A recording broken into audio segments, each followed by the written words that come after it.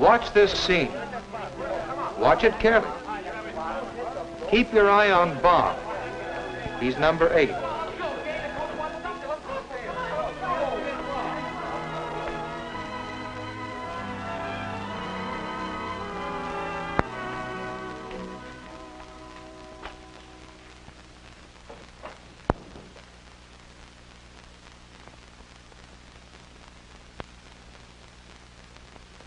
What did you see?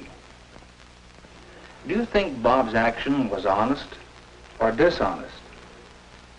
If you saw such an incident, what would you do about it? That incident came to involve each of us in this room, and it caused us to consider the subject of honesty from many angles. It sure did. That's why Mr. Barker, he's athletic director of our school, suggested that we talk it over with you, because, well, maybe it'll help you to know just what we found out about honesty. And we found out plenty. To be honest may sound easy. Some of the time it is, but it can be a real problem. Especially when wanting to be honest conflicts with other things you want to do. Now, getting back to that scene in the locker room, it happens that Jim was a witness. Let's see again exactly what Jim saw.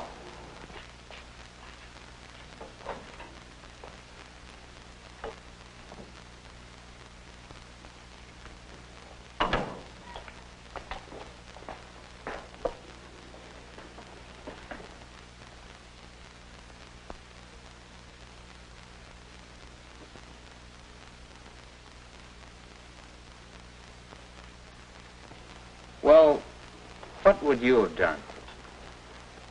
I wanted to do the right thing, the honest thing. But what was it? Question Bob about it? Tell Ben that Bob was in his locker? Report it to Mr. Barker? I didn't know what to do. So, I put off doing anything. That night I didn't get much sleep. The next day at school was awful. I just had to do something, tell somebody. Then, after school, well, I guess when you're in a state like that, it doesn't take much to set you off. Say, it's Bob. Looks like he's buying himself a present. Sure does. Let's ask him over. Let's not. How come? That money he's spending, I know where he got it. In the locker room yesterday, after he thought everybody had gone, I saw Bob take something from Ben's pants pocket. I was late dressing, I saw it. I guess it doesn't take a detective to figure out where he got the money to buy that pen. But, Bob, I can't believe it. Did you ask Ben if he was missing any money? Not yet. Have you reported it? Not yet. But you have to. You ought to tell Mr. Barker about it right away. No, you don't. You tell Mr. Barker, and whatever else happens, he'll kick Bob off the team. Where'll we be with our star center gone and half the schedule left to play? Gee, Nick, when you put it that way. I didn't know what I was going to do, but I'd realized I shouldn't have blurted out in public that way. So I asked the kids to promise me not to say a word. And did they? Yes, we promised, but then... This one's on me, Terry. Here's what happened.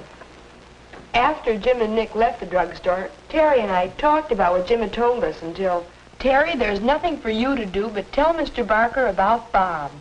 But we promised Jim. A promise to tell a lie doesn't count. I didn't promise to tell a lie. It's the same thing. I can't understand your being so calm about having a thief on your team. It's your duty to tell Mr. Barker, and if you don't, I will. Well, there I was, wanting to be square with Jim, but, well, I didn't want Rose mad at me, and it did seem dishonest to conceal a thing like that. So at practice the next day, I'd made up my mind to speak to Mr. Barker. I don't know just how I was going to say it, but Nick and Jim had seen me. They moved in fast to keep me from talking. Well, I didn't get to speak to Mr. Barker that day. I'm not sure I wanted to. Anyway, when I found out what happened, I marched right into this office the next day and told Mr. Barker.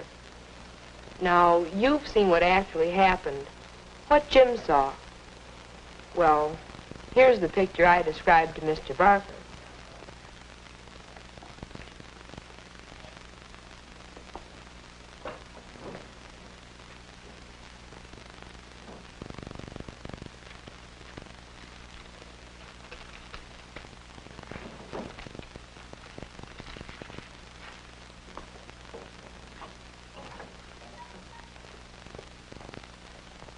That's the picture I gave Mr. Barker. At the time, I really thought I was telling the truth. But, of course... We'll come back to you, Rose. But now let's have a little skull practice. Of course, after Rose made a report, I did what was the obvious thing for me to do. I questioned Bob and Ben. And I found... But that can wait. Right now, let's see what pointers we can pick up about honesty. Well, one thing I learned, to be honest, you have to find the truth. That's not always easy. I saw Bob take something from Ben's locker, and then I saw him buy an expensive pen. It seemed he had stolen some money. But you didn't know I'd stolen it. That's right. And you didn't even give me the benefit of the doubt. No. You should have asked yourself some questions, Jim. Is it logical to think that Bob would steal? Does it jive with your past experience of the way Bob operates? Jim, your physics teacher might say that you formed your hypothesis and jumped to your conclusion. You skipped that all-important part of testing your hypothesis. Sometimes it takes a lot of testing to find the truth. But now can we draw up another general principle about honesty? I'd say the next step is pretty obvious. Tell the truth. Is it that simple?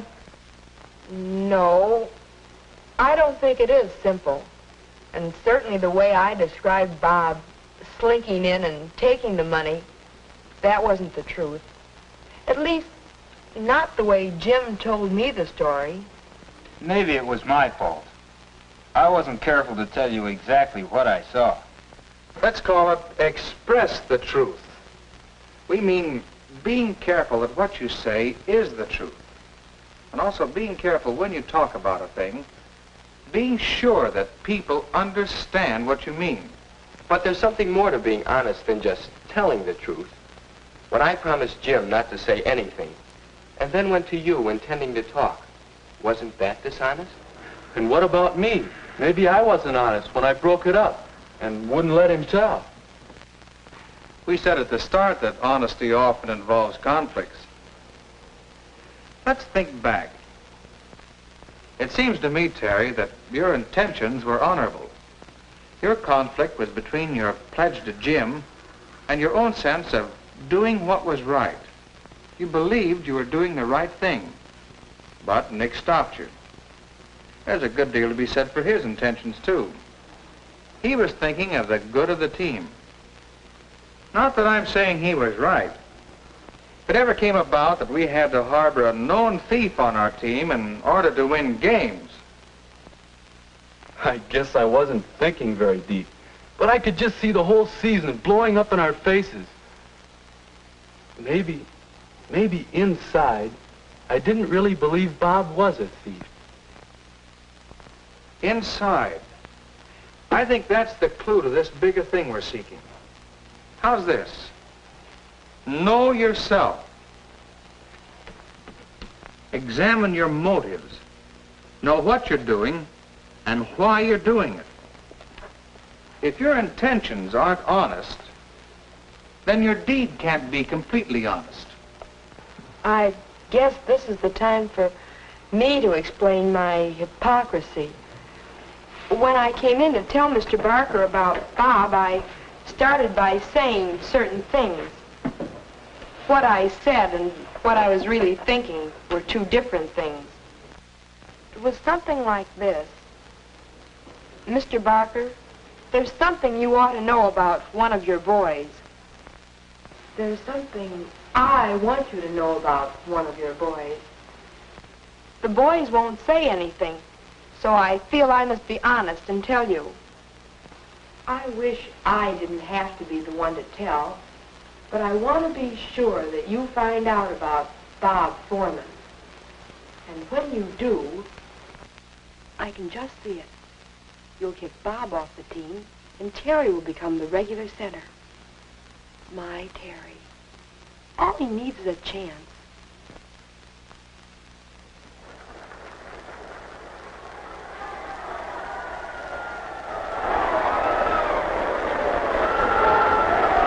He'll be the star of the team, and I'll be sitting on top of the world.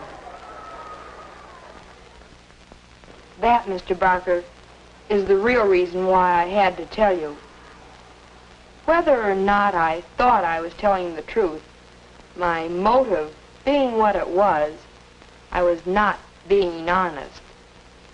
Thanks, Rose. This hasn't been easy, I know. But you've learned a lesson. A lesson in honesty. Honesty to yourself and honesty to others. That lesson will stand you in good stead all your life. I think we've all learned a good lesson. I've always heard that honesty is the best policy. Now I'm catching on to why that's so. It isn't always easy to be honest. But when you have a problem involving your own honesty, it'll help you to remember these 3 pointers. Know yourself. Be sure of your intentions, the motives behind what you're doing and saying. Find the truth. Test it in the light of past experience and by checking in every way you can. And express the truth. Make sure you say what you mean to say. And make sure your meaning is clear to your listeners. Now, Bob, tell us the truth. What really happened?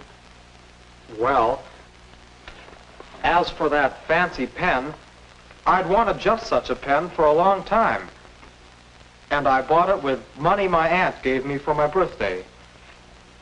And as for what happened in the locker room, well, it was this way. As soon as I finished dressing, I headed out into the gym. Then I remembered something and came back. I looked around for Ben, but he wasn't there. So I went to his locker. You see, Ben had been doing sound effects for the school radio program that morning, and he had borrowed something we'd need in practice. That's all. Honest.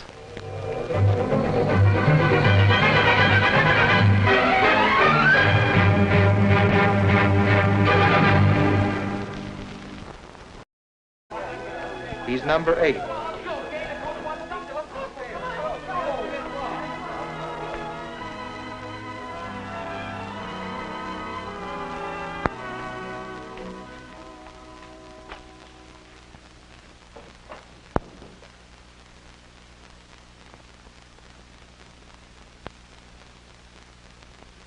What did you see? Mr. Barker, he's athletic director of our school, suggested that we talk it over with you because, well, maybe it'll help you to know just what we found out about honesty.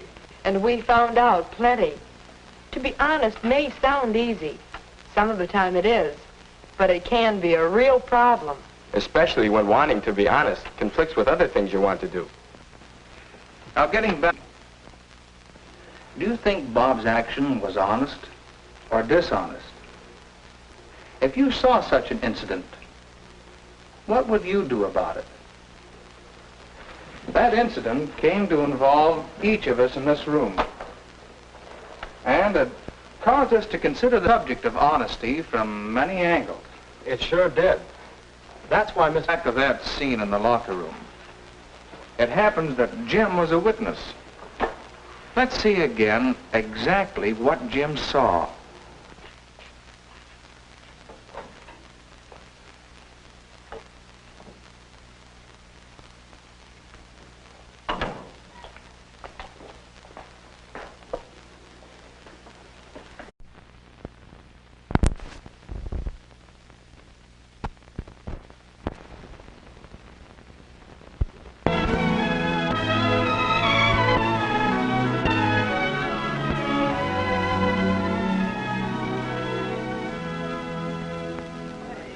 watch this scene. Watch it carefully. Keep your eye on Bob.